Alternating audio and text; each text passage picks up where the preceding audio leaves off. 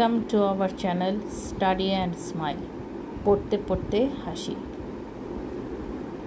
আজ আমরা পড়ব পাঠ 19 আজিকার শিশু।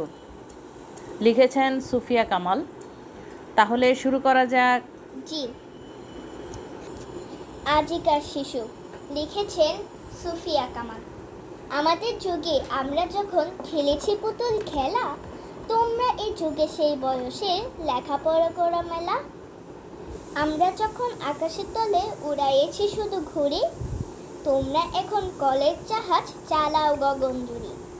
উত্তর মেরু দক্ষিণ মেরু সব তোমাদের জানা, আমরা শুনেছি সেখানে রয়েছে চীনপরি দেওদানা। পাতালপুরীর অজানা কাহিনী তোমরা শোনাও সবে, মেরুতে মেরুতে জানা পরিচয় কেমন করিয়া হবে। তোমাদের ঘরে আলোর অভাব কভু নাহি হবে আর, আকাশ আলোক বাঁধিয়ানি দূর করিবে অন্ধকার। তোমরা আনিবে ফুল ও ফসল, পাখি ডাকা রাঙা ভোর, জগৎ করিবে মধুময়, প্রাণে প্রাণে বাঁধি প্রীতি ডোর। শব্দার্থ: গগন আকাশ, কাহিনী গল্প ঘটনা, মেরু পৃথিবীর প্রান্ত। খালি ঘর: কোন কাহিনী শোনাতে চাও? গল্পটি আমার অজানা নয়, অন্ধকার কেটে গেছে আলো ফুটেছে, সূর্য এখন মধ্য গগন।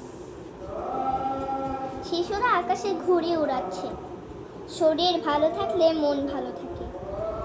প্রীতি ও শুভেচ্ছা রইল, ভোরে পাখি ডাকে।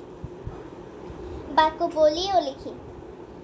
অভাব: তোমার ঘরে আলোর অভাব কভু নাহি হবে আর। ফসল: তোমরা আনিবে ফুল ও ফসল। কাহিনী: পাতালপুরীর অজানা কাহিনী। পরিচয়: মেরুতে মেরুতে জানা পরিচয় কেমন করিয়া হবে।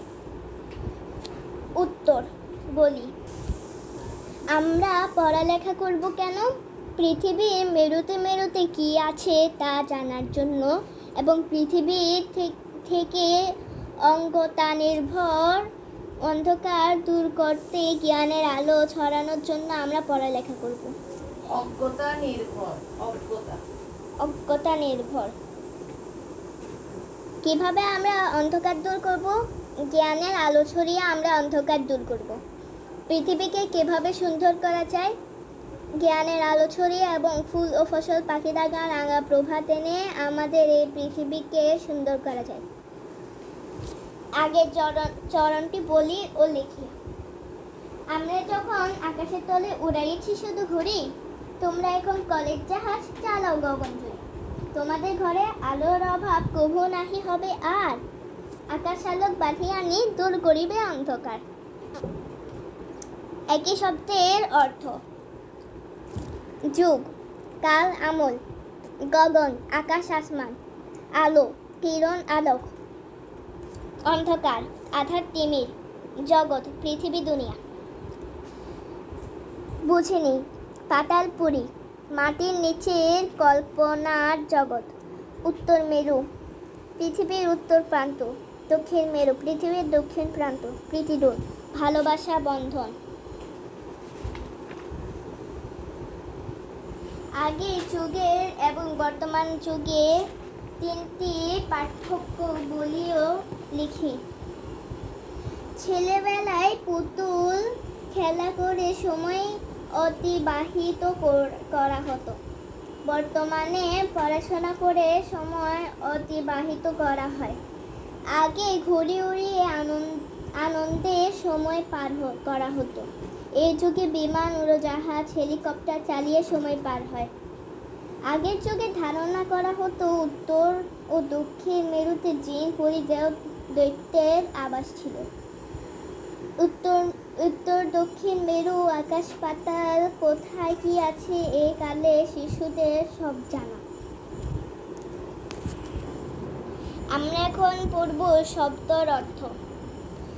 জুড়ি: ব্যাপী বা ব্যাপ্ত। জিন: ইসলামী বিশ্বাস অনুসারে আগুনে তৈরি অদৃশ্য দেহধারী জীব বিশেষ। পরি: রূপকথায় বর্ণিত ডানা বিশিষ্ট সুন্দরী নারী। বর্ণিত। দেও: দৈত্য, ডানা দানব ও অসুর বেঁধে রাখি। বাক্য গঠন। গগন গগনে সূর্য উঠেছে। মেরু পৃথিবীর দুটি মেরু আছে। লেখাপড়া বড় হতে হলে লেখাপড়া করতে হবে। ঘর আমার ঘরে পড়ার টেবিল আছে। মধুময় আমরা জগৎকে মধুময় করে তুলব। ভোর ভোরবেলা পাখি ডাকে। উড়িয়েছি আমরা অনেক ঘুড়ি উড়িয়েছি। সঠিক চিহ্ন। আজিকার শিশু কবিতাটি কে লিখেছেন? সুফিয়া কামাল। কবিরা তাদের যুগে কি খেলা খেলেছেন? পুতুল খেলা। আজকের শিশুরা গগন জুড়ে কি চালায়? কলের জাহাজ। আজকের শিশুরা কোথাকার অজানা কাহিনী শোনায়? পাতালপুরীর।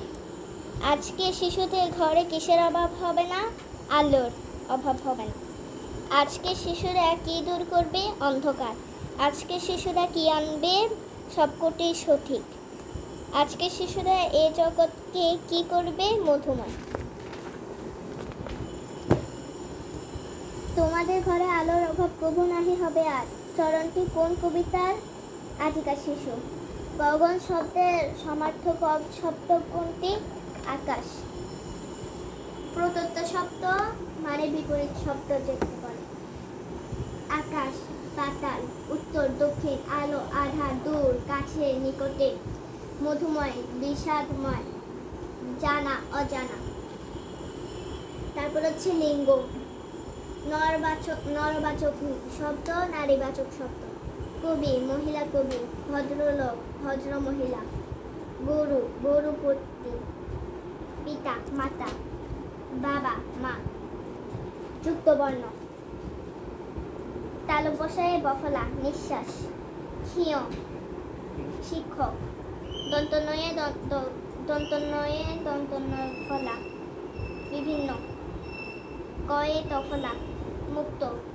ময়ে পফলা, কম্পন। তারপর বাম পাশ ডান পাশ। তোমরা এই যুগে সেই বয়সে লেখাপড়া করো মেলা। পাতালপুরের অজানা কাহিনী তোমরা শোনাও সবে। আকাশ আলোক বাঁধিয়ানি দূর করিবে অন্ধকার।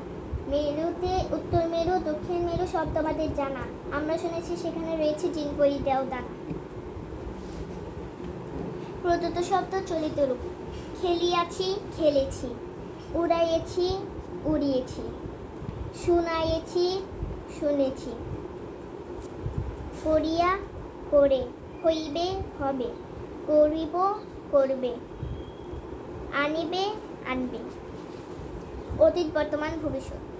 খেলেছিলাম, খেলেছি, খেলবো। উড়িয়েছিলাম, উড়িয়েছি, উড়াবো। শুনেছিলাম, শুনেছি, শুনবো।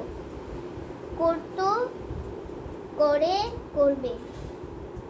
হতো, হয়, হবে। করেছিল, করেছে, করবে। এনেছিল, এনেছে, আনবে। প্রদত্ত শব্দ সমার্থক শব্দ, মানে একই শব্দের দুটি করে অর্থ। ফুল, পুষ্প, রসুন। পাখি, বিহঙ্গ, খগ। ঘর, গৃহ, আবাস। ভোর, প্রাপ্তকাল, প্রাতকাল, প্রত্যুষ। অন্ধকার, আধার। আমাদের যুগে নিচের কবিতাটির অংশ পড়ে কে, কি, কোথায়, কিভাবে, কেন, কখন শব্দগুলো ব্যবহার করে একবার ব্যবহার করে প্রশ্নবোধক বাক্য তৈরি করে লিখি। আমাদের যুগ থেকে তোমাদের সব জানা। দক্ষিণ মেরু সব জানা করব। তারপর কে পুতুল খেলেছে। আজকে শিশুরা কবিদের বয়সে কি করে? কবিরা কোথায় ঘুড়ি উড়িয়েছে? আজকে শিশুরা ঘরে আলোর অভাব হবে না কেন? আজকে শিশুরা কখন গগন জুড়ে কলের জাহাজ চালায়? শিশুরা কিভাবে সব কিছু জানে? তাহলে আমাদের আজকের পাঠ 19 এখানে সমাপ্ত হলো। ঠিক আছে, এরপর আমরা এই পড়াটা অর্থাৎ যে যতটুকু আমরা পড়েছি সেগুলো আমরা আবার রিভিশন করব, ঠিক আছে? জি miss. So thank you for watching us today.